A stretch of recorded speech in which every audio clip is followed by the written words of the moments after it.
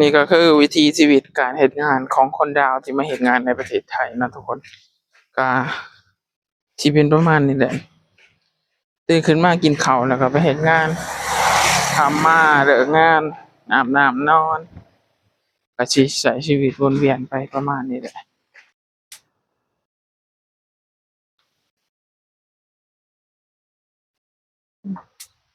ไม่น้ำมันได้อะก็หนาวปิ้งไหมเผา แกวเห็ดบ่ทอดเอาสิดีกว่า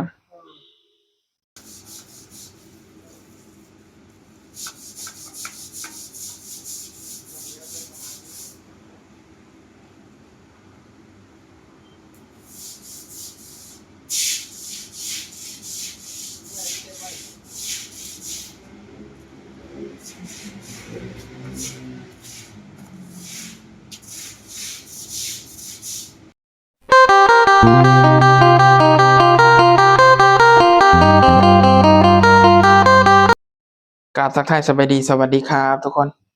วันนี้สิพาทุกคนไปเบิ่งวิถีชีวิตการเฮ็ดงานของคนลาวที่มาเฮ็ดงานในประเทศไทยเนาะทุกคนเนาะว่าสิเป็นจั่งใดแหน่เนาะมาเบิ่งกันเลยทุกคนนี่ก็คือ1 วันเนาะตอนนี้ก็เป็นเวลาประมาณ9:15 นาทีแล้วนะทุกคนเราก็สิเดินทางกันไปเฮ็ดงานกันเลยเนาะก่อนสิเดินทางไปเฮ็ดงานเราก็ต้องล็อกห้องไว้ก่อนก็สิเดินทางไปซื้อกาแฟนะทุกคนกาแฟนี่ก็คือติดหนีโมไว้นั่นก็โมติดในฟาร์ม เรื่องยัง นั่นฉัง สั่ง ฉังเนื้อ ทำไม เอาว่าตัวนี้แสดงจักกรรมตัวนี้แสดงจักกรรมพุ่นเด้อันสิเดินทางไปซื้อกาแฟกันเลยทุกคนนี่แต่ละมื้อแต่ละเว้นก็สิหอบประมาณนี้แหละนี่เห็น เจ้า บ่ คนกินมาเถอะ บ่ค่อยบ่กิน ไปยังยัง ถือเราอย่าลืมโทรศัพท์เลย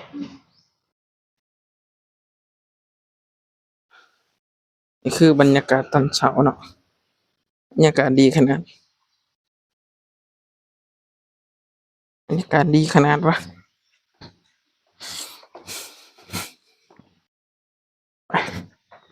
ไปเฮ็ดงานกันบ่ลืมอิหยังตัวเฮ้ย ไม่น่า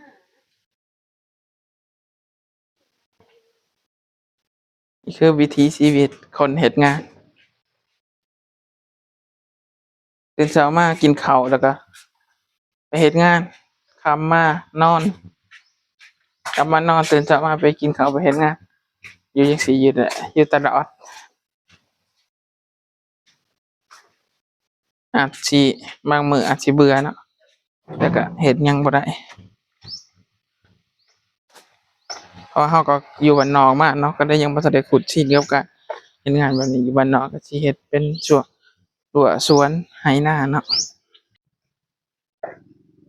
นี่ก็คือวิถีชีวิตการเฮ็ดงานของคนดาวที่มาเฮ็ดงานในประเทศไทยนะทุกคนก็สิเป็นประมาณนี้แหละตื่นขึ้นมากินข้าวแล้วก็ไปเฮ็ดงานทำมาเลิกงานอาบน้ำนอนก็สิใช้ชีวิตวนเวียนไปประมาณนี้แหละแต่ก็อดทนเอาเพื่ออนาคตเราเนาะเพราะว่าถ้าเราบ่หาตอนนี้แล้วเราสิไปหาตอนใดแม่นบ่ทุกคนเพราะทางบ้านเราก็บ่ได้มีหั้งบ่ได้มีต้นทุนพอสิได้ไปลงทุนบ่หันบ่หนีเนาะเราก็เลยต้องหาดิ้นรนหาโดวยตนเองถ้าเรามีทุนพอแล้วเราก็สิกลับไปเอ่อค้าขายไปลงทุนอยู่บ้านเนาะในอนาคตเราจังสิให้ลูกให้หลานเราได้เอ่อลงทุนอยู่บ้านหั้นนะได้เฮ็ดอยู่บ้านจังสิบ่ได้มาเฮ็ดงานคือเราในต่างถิ่นต่างแดนเนาะนี่ก็คือสิ่งที่เราคิดไว้นะทุกคน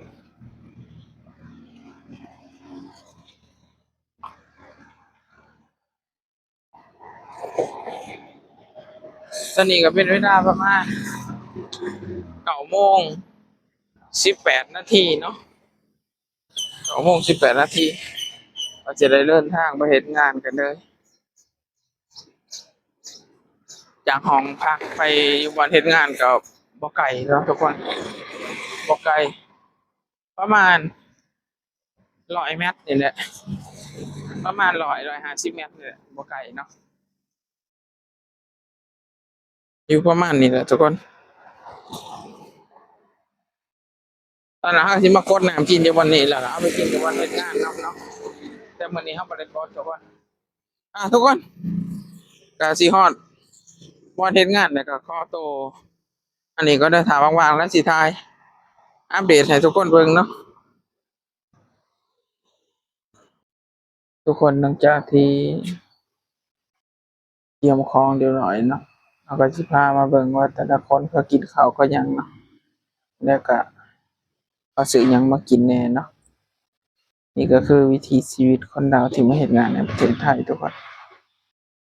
หลังจากเตรียมของเรียบร้อยลูกค้ายังบ่เข้าเนาะก็เขาก็สิเตรียม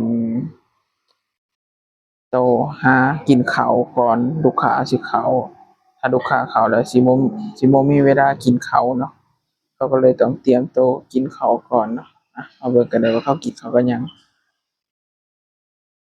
มันกระดาษปิ้งเลย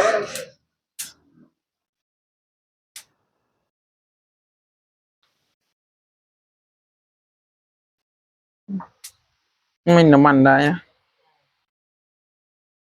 ก็หนาวปิ้งเลย เผา แค่เห็น ว่าทอดเอาสิดีกว่า หนาวปิ้งเดี๋ยวเลยอะ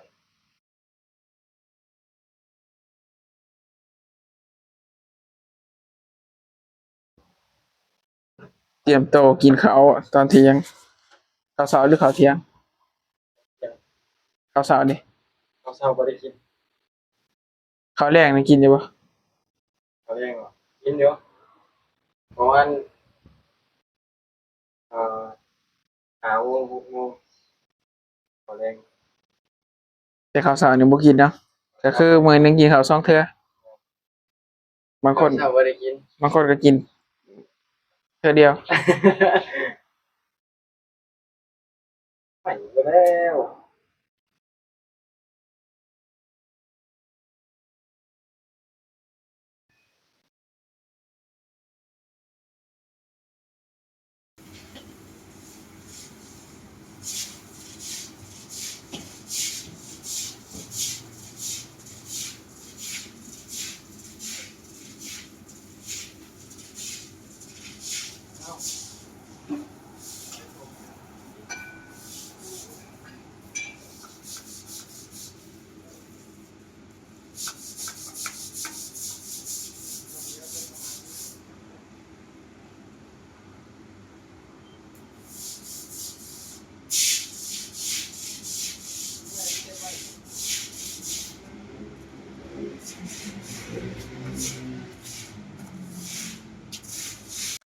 ทุกคนตอนนี้ก็เป็นเวลาประมาณ